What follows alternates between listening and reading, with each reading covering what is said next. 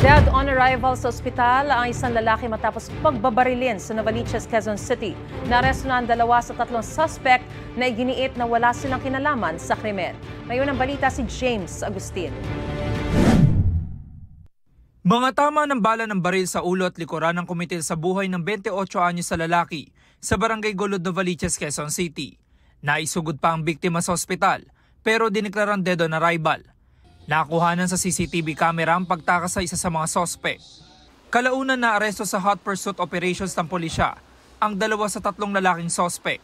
Mga kasabwat umano sila ng gunman. Ayon sa pulisya, kakilala ng mga naaresto ang biktima. Base sa saksi, narinig at nakita niya yung 3 akusado. Nung lumabas yung biktima mula sa bahay, inaya nung 2 tumambay doon sa tindahan. Nakita nung witness na sumenyas yung 2 akusado doon sa gunman natin.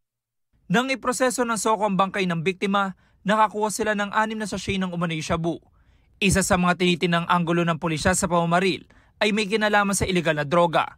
Ayon doon sa testimonya nung saksi, malamang daw po ito may kaugnayan sa illegal na droga dahil kilalang yung biktima as well as yung mga akusado is involved o kilala na involved sa illegal na droga doon sa lugar nila. Kilala sila na nagbebenta ng illegal na droga doon sa lugar nila. Sinampahan na ng reklamong murder ang mga sospek.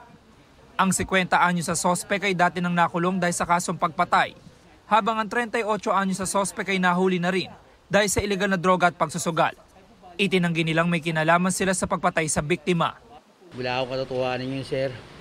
Katunayan nyo, sir, nagkukwentuhan nyo kami tatlo. Katabi ko yung binaral, sir. Yung bumarilo, sir, bigla lang dumating yung sir sa harapan namin, dumasa sa harapan namin.